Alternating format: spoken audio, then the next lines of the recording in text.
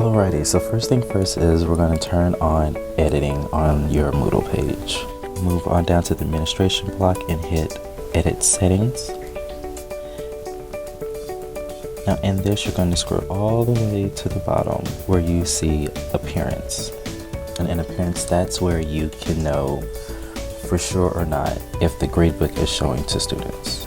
If it's on yes, it's perfect, no need to change. But if not, I'm going to switch this to no so you can see what it looks like on the student end.